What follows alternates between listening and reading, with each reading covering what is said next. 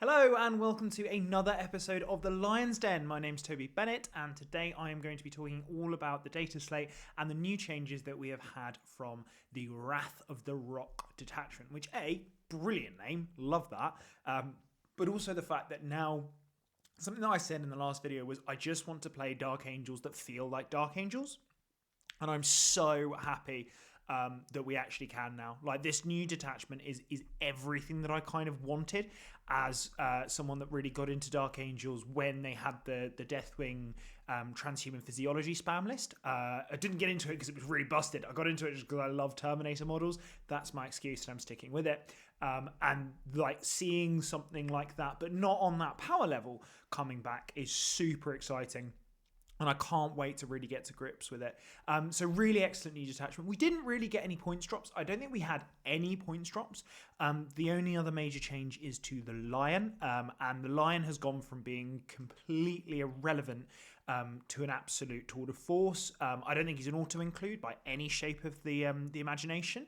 But I think there's a lot more arguments for him because he's a lot more powerful. That survivability side of things has been covered a little bit more, and there's a lot more tricks that he can really pull. So I'm super excited to really get to grips with playing with the Lion again. I am going to be trying him and sort of seeing how he does. I don't know if maybe that's just because I want him to be good versus him actually being good. So we'll see. We'll figure that out as we go. But I think overall that's super exciting. But the detachment. Something that I sort of noted last week was how do you solve the speed problem that Dark Angels have by not just giving things advance and charge, because that doesn't feel as Dark Angel-y. But with this strat and with the increased survivability of Dark Angels and the counter-charge stratagem, I think we absolutely, like, the rules team have nailed it. Like, huge kudos to them, as I put at the bottom. Because there was a lot of negativity about how Dark Angels were being treated online before the slate. People saying, "Oh no, we're going to have to wait till 11th edition." I think that was bollocks. But B, like, I think this is so good to see, and to see Dark Angels sort of really get that love and that clear care from the rules team. I'm really thrilled about. I'm really excited to see how we can get used to the Dark Angels that we now have. And I've done 5 different lists, all with quite different play styles. So super exciting. All the strats, solid. Our weakest strat is the 2CP re-oath something. Like, to be able to say that is pretty damn cool. I think that's the one I'm going to use the least, but like, we have some great flexible strats. I mean, if you're looking at teams, the countercharge one as a blunter, incredible. The countercharge one in general is just so good. The +2 strength to shooting, that kind of like Weapons of the Dark Age ability. It gets around so many different breakpoints, and particularly for me with Plasma, I think it just looks so nice. I know that Art of War have pushed more towards Eradicators. I personally disagree, just because I don't think it works so well with the detachment in general, and a couple of other different bits that I just don't really like Eradicators. But, you know, I think there's a lot of play with that stratagem, and it might be that melters are the thing. So definitely worth bearing in mind. And we also got advance and charge. Yay. Which is great. I think the only thing that we're actually kind of like lacking, and I think correctly so, is fallback charge. Or like fallback shoot charge, but we have that just for Raven Wing units, which may push us towards another bite brick, which I think if you're particularly on GW terrain, excellent. Like, that's really good, because you can get away with bikes a little bit more, a little bit harder to use on UKTC terrain, but equally we've not seen the new mission pack from UKTC. So we don't know if that's going to be much different. We don't know what I don't think we know what the WTC one looks like yet. So hopefully we'll see that soon.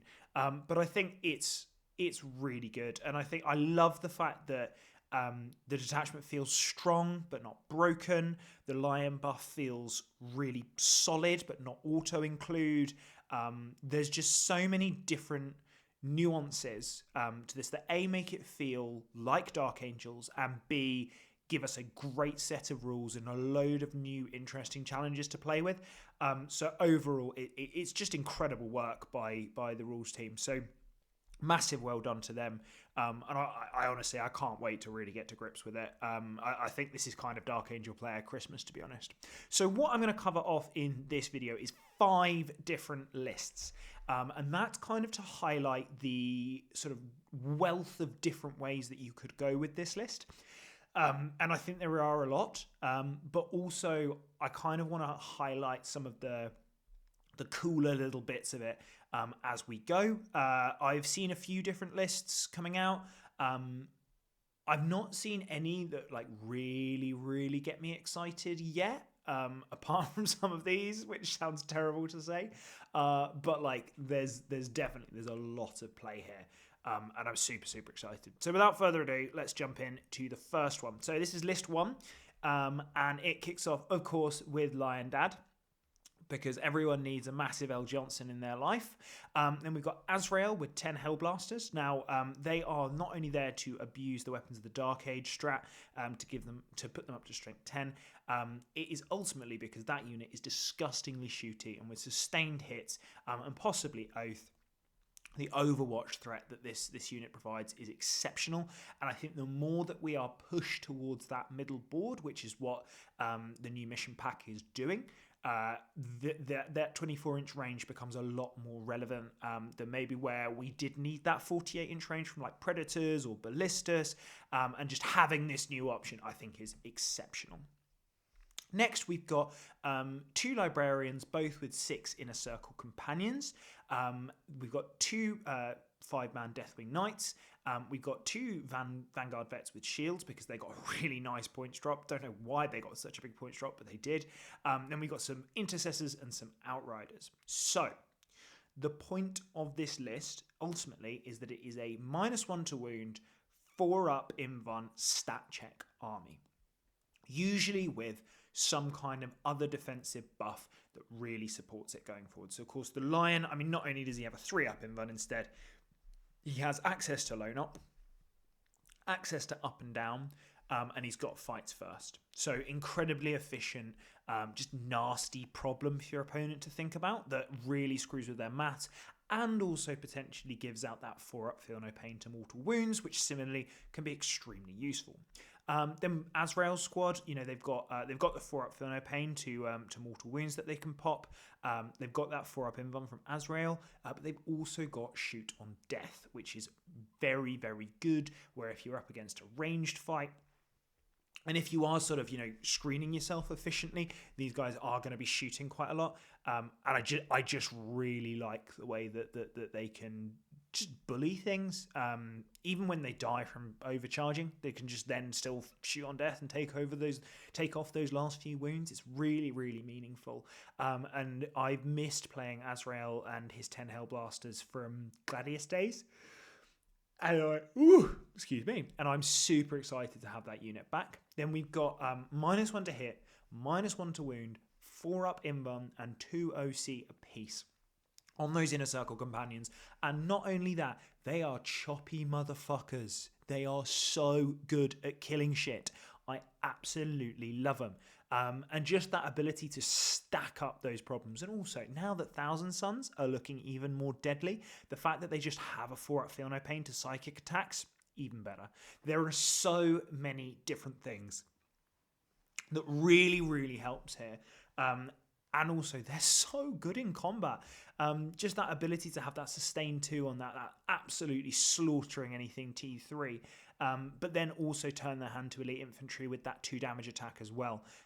There is so much to this unit, and I cannot wait to have them back on the table. They're a little bit faster. I have seen arguments for a Judicia to be with them. Personally, I've decided to go for that 4-up -1 to wound stat check, so I have gone for Librarian instead. But there's no harm in going for the Judicia, but I just know that with my playstyle, it doesn't work as well. So in the only enhancement we've got is Tempered in Battle, which is like re-roll, leadership, and battle shock tests within 6 inches. It's not bad. Like, I had 10 points spare, so I've used it. Like, it's okay. It's not, you know, it's not world heartbreaking, but it's a 10-point enhancement that anyone can take. Like, it shouldn't be heartbreaking. So yeah, it's in there because I had 10 points. It's not, it's not that important. Then Deathwing Knights, again, fitting into that stat check. 2 up, 4 up, -1 to wound, -1 damage. Deathwing Knights getting more survivable. Who'd have thought? So you might be going, why are you playing 2 instead of 3 if Deathwing Knights got so much better? And the honest answer is there isn't going to be that go turn that you have in Gladius or Stormlance, where all of the units get to advance and charge together and just have that really big clash moment. However, with 2 units, you can still have that moment because you can rapid ingress one of them for free with the teleport homer, and then you can use the stratagem to advance and charge the other one. So I still think just opting for 2 rather than 3, it just frees up points for lots of other different things that you can do, and particularly with the Lion, who is just surprisingly good at scoring secondaries as well. Scoring secondary, scoring primary, like he's just awesome, especially now that he can just go, cool, you're standing on the objective, I'm going to countercharge you. And yeah, like obviously he can only do 3-inch rather than 6-inch, but like stand in the middle of the objective and loan up it. It's pretty tasty, like very, very tasty. So yeah, no, I'm super, super excited for that. And that's why -1 Deathwing Knight in there. Then we got some intercessors for backfield. There is an argument that maybe I switch this to infiltrators, particularly with the need for deep strike denial at the moment, with the 6-inch with Mortarian's hammer potentially threatening the backfield quite nastily. Less bothered about it, to be perfectly honest. I think intercessors are still really great. And I like having that option of just throwing another 10 OC unit forward. Same logic as Stormlance. Then we've got some Outriders, just because I think Outriders were already durable, and now they have -1 to wound. Like, that's solid as anything. So very, very excited for them. And then something I wasn't really expecting was replacing JPIs with Vanguard Veterans with shields. And again, that is because they are now 95 points a unit, 4 up invulnerable save, -1 to wound, and they do hit quite nicely in combat. Obviously, they get the lethals on the charge. They fit that role that JPIs do, but they just lean into the detachment a little bit better. So, bit sleepy. So that's why I think this is just a little bit better. And ultimately, I think this stat checklist is really nice. I think it performs better on WTC terrain because it doesn't have that long range option like your Ballistas or your Predators. I don't think you need it. I think with the way the mission pack is going, we are going to be pushed more and more into the center, and your Hellblasters are going to want to be in the middle shooting things. But that wave of just unit after unit after unit going in that middle and just dominating the center is really nice. And also, weirdly enough, I think that the enhancement's actually going to be super useful. Because the amount of times that you're just going to have like an under half strength unit alive because your opponent's put bloody everything into them and you've just rolled quite well on 4-ups and you're like, oh no, I failed my 6-up. I get to re-roll it. Good. And I don't know about you, but I suck at battle shock tests. So that is particularly handy. But overall, like I'm super excited for this list. I think it's class. I think it's really powerful. I think it fights in every phase of the game. Delivers a really solid strategy, that really solid strategy of just sort of stat checking your opponent, but having the nasty damage output following closely behind. I think there really is something to it, and I'm very excited to get this on the table. Weaknesses of the list, there's not that many units, there's only 10 units. Is that too few? Maybe. What you could do is drop the Lion and get some more MSU in there, you get some more Vanguard Vets, you get some more Outriders, etc, etc. I quite like the Lion because it's the Lion. I think we all like that. So, this could well be something that changes quite quickly where I go, okay, the Lion's not efficient enough. I think he is right now, but I need more test games. So we'll see. But, that could be a criticism of the list. Next, going into list 2, I thought this would be quite a funny list if I went, how many jump packs can I get in this list? And it turns out 50 jump packs. It's just a couple of jump packs. So the jump pack captain went down in price, and so did the Vanguard vets, and 10 jump pack intercessors were really cheap as chips. So of course we've opted for that. It's just incredible. A 30-point drop on 10 Vanguard vets when they're already solid. I don't fully understand it, but I'm not going to question it because it's good. But essentially what I think this does is nasty things. So we've got Azrael with 5 intercessors. We don't need to really break that down. We've got 3 ballistas. We don't need to break them down. We know that they cover that long range fire, and sort of keep your opponent honest. We got the infiltrators for the backfield. Yeah, we got scouts just to cover in the center. Yes, also good just to help those flying boys go up and cause problems. And we got some Blade Guard vets, just because I had 80 points spare, and I decided that Blade Guard vets were going to be my pick. And then we have got 2x10 Vanguard vets, 2x10 JPIs, and 2 1x5s of both of them as well. And because jump pack captains went down, I also included them. And I gave one of them the new enhancement, Ancient Weapons. Now, what Ancient Weapons does is gives +2 strength, +1 AP, and +1 damage. That is absolutely huge. So there's a lot of different things that you could put this on. So you could put it on a captain with a Power Fist. You could put it on a Judicia. I think both of those are very good options. I've decided to put it on a Thunderhammer Jump Pack captain. And I'm just going to start spamming strats because he's free stratting quite happily. You're basically spending 4 CP a battle round if you use the army efficiently enough. So very, very nice. And then with those captains and Vanguard vets also having that 6-inch counter charge they can do for free. Tasty, because then also they're getting the lethals on the charge. It's just really quite solid. I love it. Honestly, I really, really love it.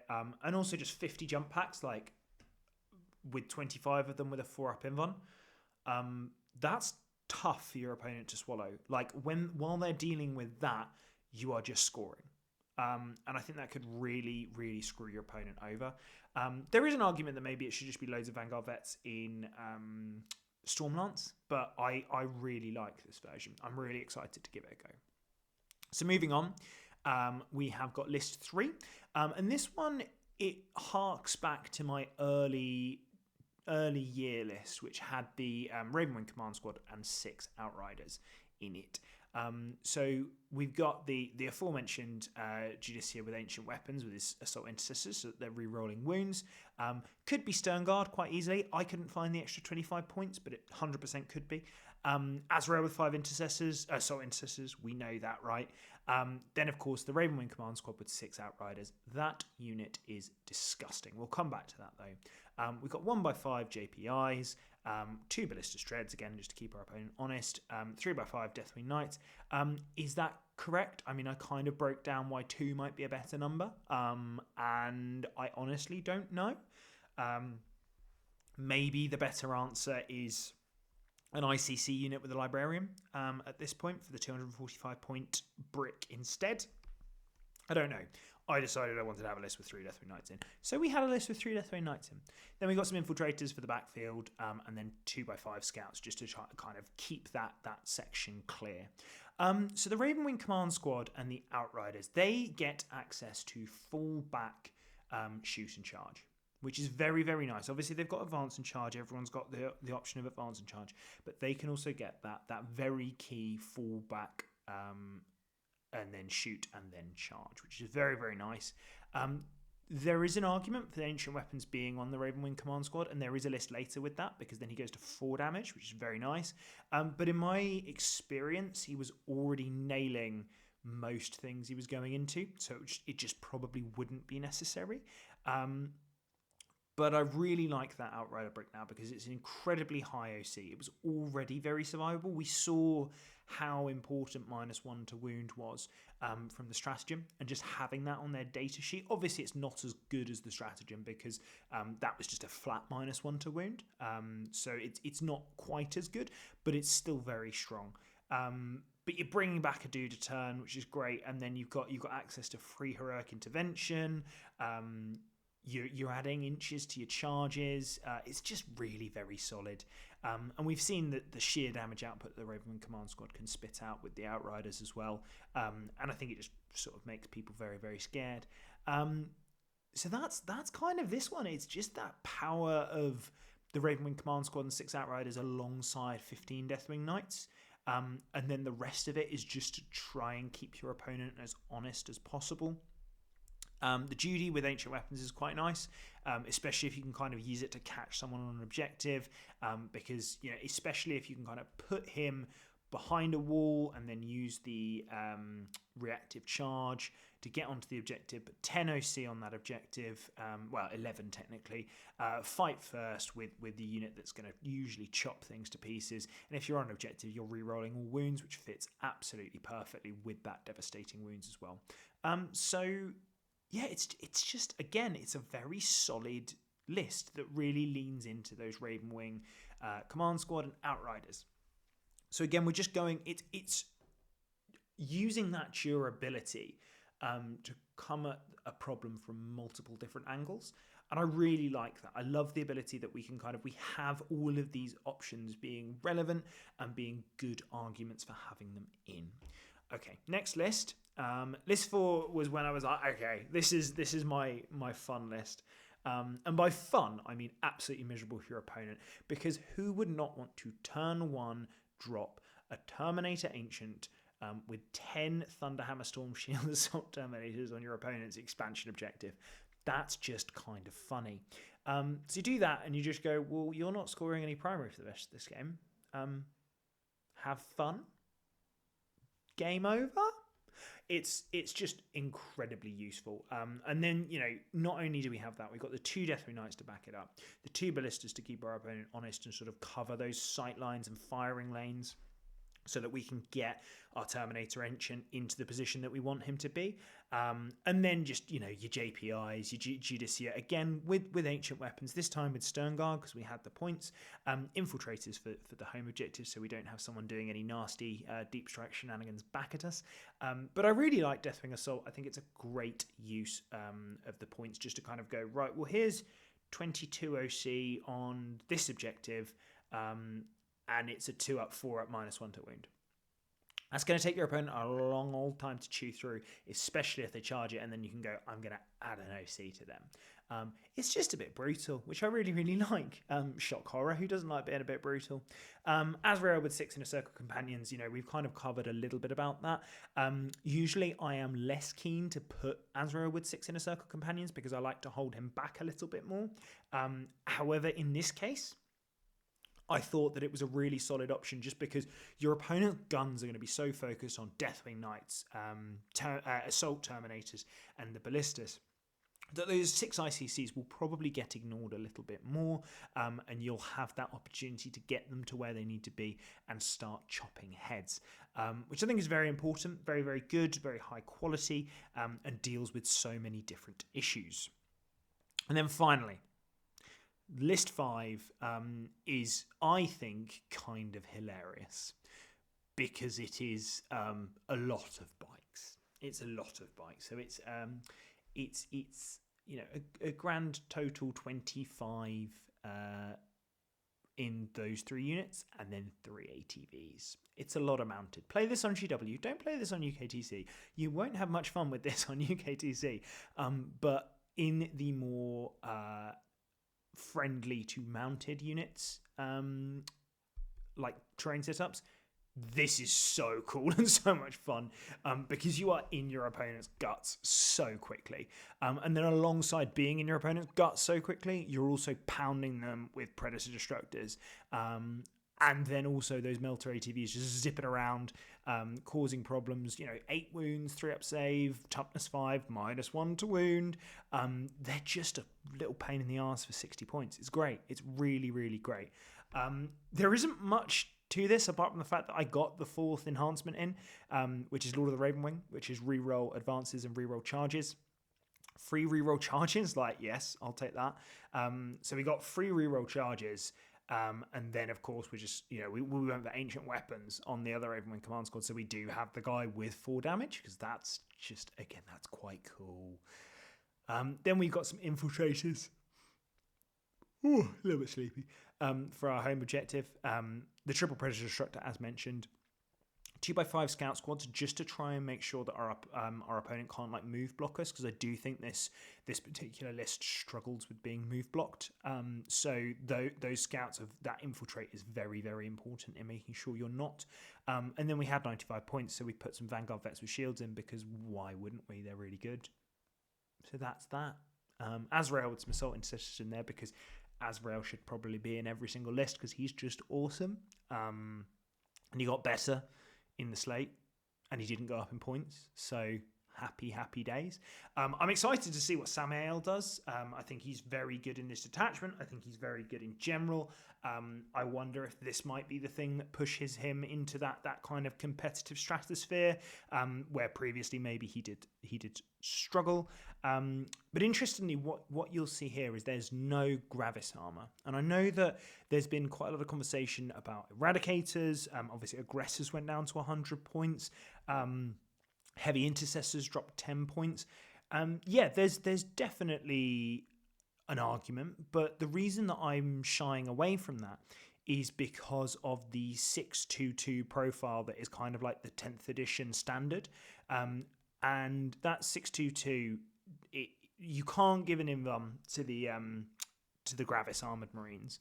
So they're already struggling there. They're already saving on 5s instead of 4s compared to the stat check that I'm going for.